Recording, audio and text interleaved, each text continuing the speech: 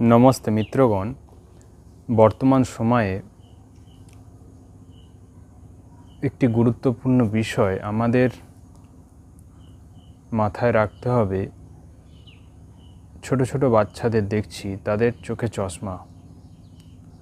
তো এই প্রজন্ম যদি এই অবস্থা হয়ে যায়, কিন্তু আগেকার আমাদের দেখবেন বয়স্ক মানুষেরা ছিল, তাদের কিন্তু চোখে চশমা লাগতো না।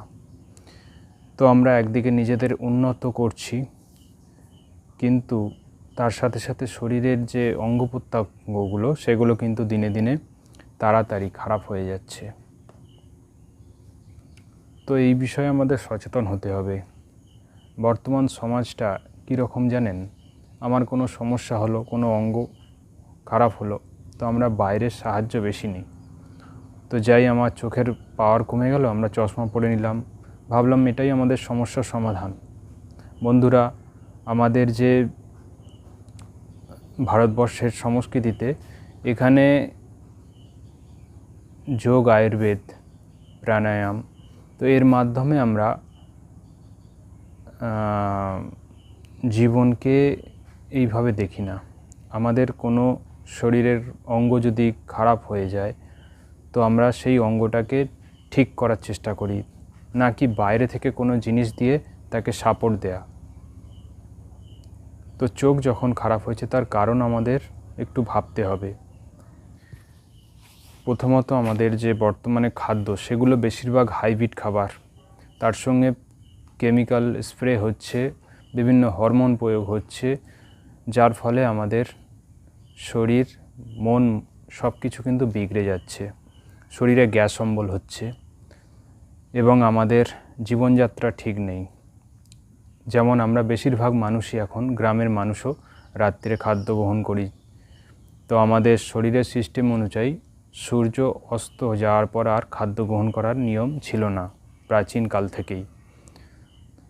তো আগেকার দিনে মানুষের বাড়িতে বিদ্যুৎ ছিল না এবং অল্প আলোতে মানুষ থাকতো।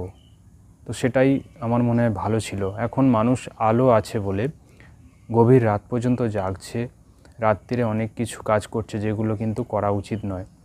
এবং এই যে রাত্রিরে আমাদের খাওয়া হার্ডলি 6টা থেকে 7টার মধ্যে, তার জায়গায় আমরা 8টা, 10টা, 11টায় খাচ্ছি। তো আমাদের 8টার পর লিভার কাজ করছে না, তো আমাদের খাদ্যটা পাচন হচ্ছে না, সেখানে পচছে এবং পচে গ্যাস তৈরি হচ্ছে। এবং এই শরীরের পেট থেকে আমাদের 70% থেকে 80% রোগের শুরু হয়। এই পেট যদি খারাপ হয়ে যায় তো চোখের সমস্যাও হবে। তো মূল জায়গায় আমরা ঠিক যদি না করতে পারি, আমাদের কিন্তু কোনো সমস্যার সমাধান হবে না। তার সঙ্গে আমরা মাটির সঙ্গে সংস্পর্শ নেই, বেশিরভাগ মানুষই মাটির সঙ্গে কানেকশান করেন না। আমরা খাদ্যের মাধ্যমে যেটা পাই সেটা মাটিতে যদি আমরা পা না দিই, সেটা খাদ্যের মাধ্যমে আমরা পাবো না। কিন্তু ম্যাগনেটিক একটা শক্তি আছে, তো সেই শক্তি আমরা পাবো না। তাই প্রত্যেক দিন চেষ্টা করবেন অন্তত আধ ঘন্টা মাটির সঙ্গে সংস্পর্শ করার।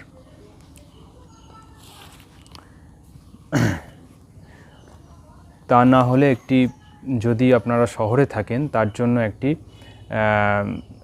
এই যে আর্থিংয়ের একটা আসন তৈরি করা যায়, কিংবা প্যাড আছে, কিনতে পাওয়া যায়। সেগুলো যদি জানতে চান অবশ্যই কমেন্ট করবেন, আমি এই বিষয়ে আপনাদের বলে দেব। এটা নিজে ঘরেও তৈরি করতে পারবেন, কিংবা এটা কিনেও নিতে পারেন। এই বিষয়ে কোনো যদি বলেন, আমি ভিডিও বানিয়ে দেব। তো বাড়িতে আপনি কারেন্টের যে আর্থিং আছে সেখান থেকেও এই আর্থিংটা নিতে পারেন সারা রাত্রি। তো আর্থিং খুব প্রয়োজন, এবং তার সঙ্গে কাঁচা খাবার, এবং বিশেষ করে গাজর, স্যালাড হিসাবে গাজরটা খাদ্য গ্রহণের আগে খেয়ে নেবেন। সকালেও খেতে পারেন, কিংবা দুপুরে খাবারের আগে গাজরটাকে রাখবেন। আর আমি এই বিষয়গুলো সংগ্রহ করে খাতায় লিখে রেখেছি, তো আপনাদের সেই বিষয়ে বলি। তো গ্যাস অম্বল কমানোর জন্য আপনারা রাত্রিরে ত্রিফলা চূর্ণটা ব্যবহার করবেন, তাতে পেট পরিষ্কার হবে এবং গ্যাস অম্বল কমে যাবে।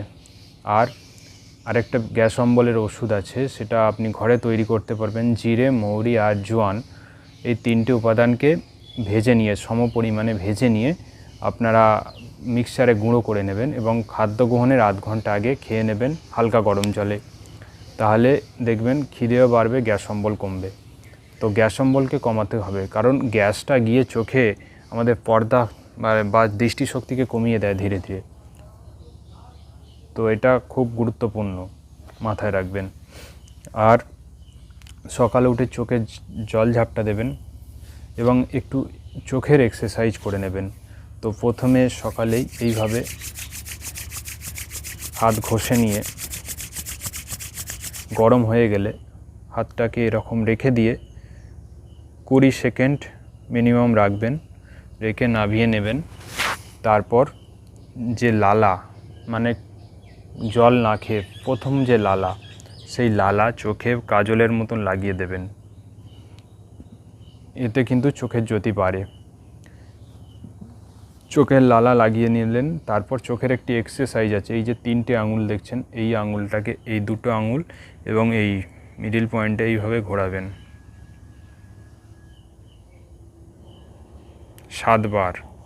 আবার এই 3টি আঙুল দিয়েই এইভাবে অপোজিট ডাইরেকশানে ঘোরাবেন 7 বার। তারপর এইভাবে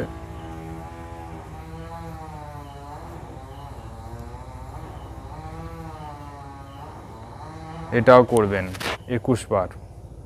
তারপরে এইভাবে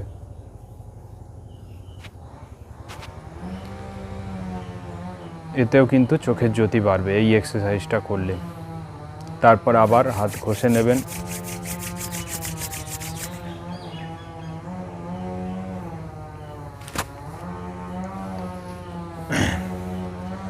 তারপর আপনারা একটা খাদ্য, মানে কয়েকটি খাদ্য আছে, এই যে বাদাম দেখছেন, আমন্ড, এই আমন্ড 4 থেকে 5টি ছাল, এই যে ছালগুলোকে ছাড়িয়ে জলে রাত্রে ভিজিয়ে রাখবেন সকালে। তার সঙ্গে এই যে সাদা মরিচ 10টি, এগুলোকে সকালে রাত্রে ভিজিয়ে রাখবেন এবং এগুলোকে সকালে চিবিয়ে 5 মিনিট ধরে চিবিয়ে খেয়ে নেবেন।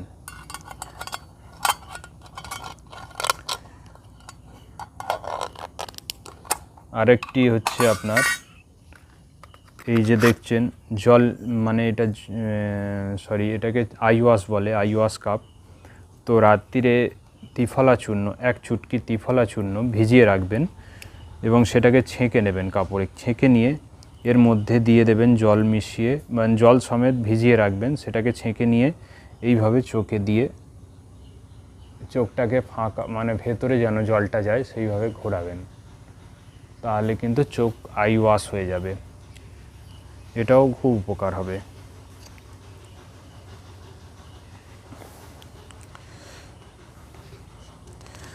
খাবার কিছু বর্জন করবেন, যেমন ময়দা, চেষ্টা করবেন সাদা চিনি যেগুলো বাজারে, সেগুলোকে বর্জন করার।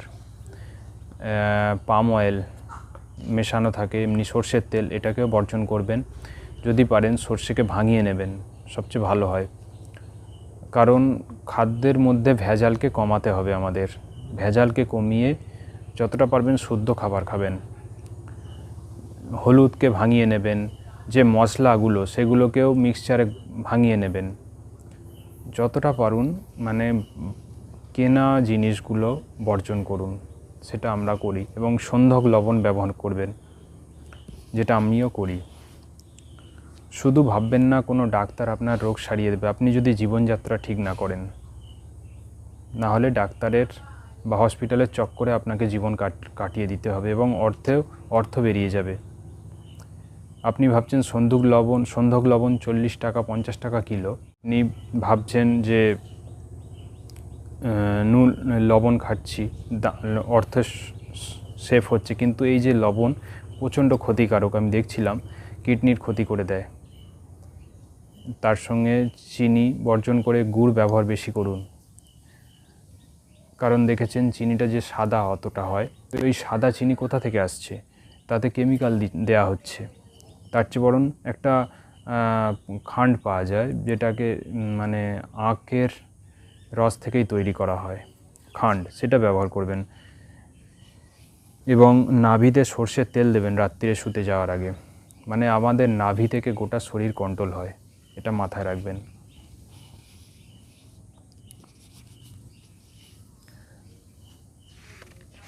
তবে সেই সর্ষের তেল যদি খাঁটি হয় সবচেয়ে উপকার। আর যদি আপনি বাজার থেকে পাম অয়েলযুক্ত সর্ষের তেল কেন, সেটা তো খাঁটি হবে না। তাই শরীরের জন্য একটু সময় দিতে হবে। সর্ষে কিনে ভাঙিয়ে নিন, সবচেয়ে বেটার। এবং সূর্য ওঠার 15 মিনিটের মধ্যে যদি সূর্যকে দেখেন, সূর্যের দিকে চেয়ে থাকেন, চোখের জ্যোতি বাড়ে। আর সূর্য অস্ত যাওয়ার আগেও 15 মিনিট। এবং মাটিতে হাঁটাটা খুব গুরুত্বপূর্ণ, বিশেষ করে যদি ঘাসের শিশিরযুক্ত মাটি হয়। কারণ আমাদের পঞ্চতত্ত্ব, এই যে মাটির সঙ্গে যদি আমরা পা নাম ঠেকাই, তাহলে কিন্তু পঞ্চতত্ত্বের ব্যালেন্স কমে যায়, ব্যালেন্স বিগড়ে যায়, এ থেকে অ্যালার্জি পর্যন্ত হয়। তো আমাদের রোগ সারাতে হলে প্রকৃতির সঙ্গে আমাদের থাকতে হবে, সময় দিতে হবে, মাথায় রাখবেন বন্ধুরা। আর একটি পদ্ধতি আছে জল নীতি, সেটা আমি পরবর্তীকালে আপনাদের দেখিয়ে দেব। সেটাও জল দিয়ে নাকে দিতে হয়, সেটা আমি বাড়িতে করি। তো পুরো ওয়াশ হয়ে যায় ভেতরটা, সেই নাক দিয়ে জলটাকে আমরা বের করি। একদিকে এক নাকের ছিদ্র দিক দিলে আরেক দিক দিয়ে বেরোনো হয়ে যায়।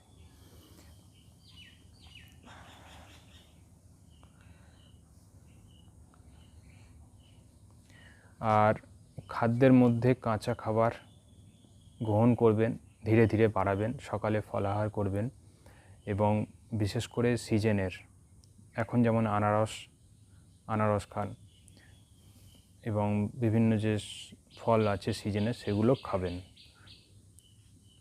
আসলে খাদ্য গ্রহণ ঠিক নেই বলেই আমাদের কিন্তু রোগের, মানে এই যে শারীরিক সমস্যাগুলো বাড়ছে, মাথায় রাখবেন। এবং দুপুরে খাদ্য গ্রহণের আগে স্যালাড, শসা, তবে শসা খুব একটা দুটোর পর আর না খাওয়াই উচিত।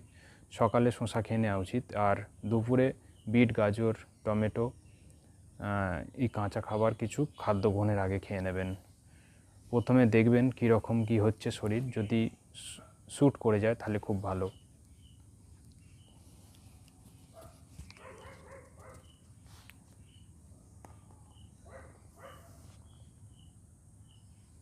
আর দেশি গরুর গোমূত্র ছেঁকে নিয়ে 1 ফোঁটা করে যদি চোখে দিতে পারেন, তাতেও কিন্তু চোখের জ্যোতি বাড়বে। তো আপাতত দেখুন, এগুলো কিছু কিছু যদি পালন করতে পারেন অবশ্যই লাভ পাবেন। আর বিশদে যদি আরও কোনো সমস্যা থাকে কিংবা জানতে চান, তাহলে কিন্তু অবশ্যই জানাবেন। এমনকি আমি দেখছিলাম রাজীব দীক্ষিতজির একটি ভিডিও, সেখানে তিনি বলছেন গ্লুকোমা বা ক্যাটারাক্ট, মানে জটিল চোখের রোগেও এই যে দেশি গরুর গোমূত্রের উপকার আছে। ছেঁকে নিয়ে 1 ফোঁটা করে চোখে দিতে হবে। নমস্তে। যদি আপনাদের ভিডিওটি মনে হয় যে গুরুত্বপূর্ণ কিংবা মানুষের উপকার হবে, তাহলে লাইক শেয়ার করবেন, তাতে মানুষের কাছে পৌঁছাবে ভিডিওটি। তো আমাদের কাজ হলো এই যে জ্ঞানগুলোকে ছড়িয়ে দেয়া আর অজ্ঞানতাকে দূর করা, এটা ধর্মের একটি কাজ। আর আমাদের ধর্মশাস্ত্র, বেদে আয়ুর্বেদ আছে। তো আয়ুর্বেদ অনুসারে মানে জীবনকে ঠিক না রাখতে পারলেও ধর্ম আপনি কিছু করতে পারবেন না। আপনার যদি চোখ খারাপ হয়ে যায়, আপনি কি ধর্মের কাজ সঠিকভাবে করতে পারবেন? তো শরীর, মন, এগুলোকে আগে আমাদের গুরুত্ব দিতে হবে। এবং গীতাতে বলছে যোগকে প্রতিষ্ঠা করো, জীবনে যোগ করতে হবে, প্রাণায়াম করতে হবে। ঠিক আছে? তো পেট ভালো রাখার জন্য আপনারা খাদ্যের সাথে সাথে কপালভাতি প্রাণায়ামটা করবেন এইভাবে।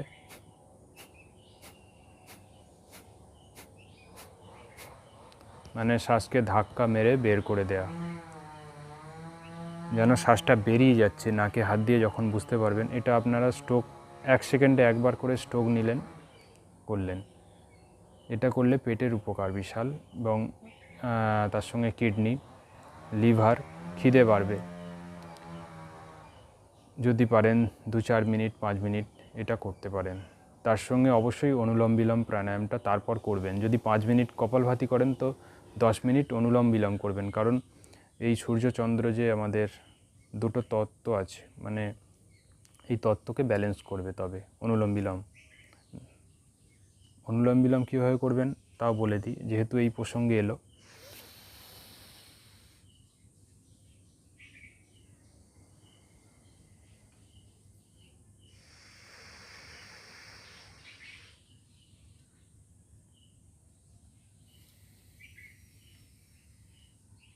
বাঁ নাক দিয়ে নিলেন, কিছুক্ষণ হোল্ড করলেন কয়েক সেকেন্ড, ডান নাক দিয়ে ছাড়লেন, আবার ডান নাক দিয়ে নিলেন, বাঁ নাক দিয়ে ছাড়লেন, এইভাবে করবেন।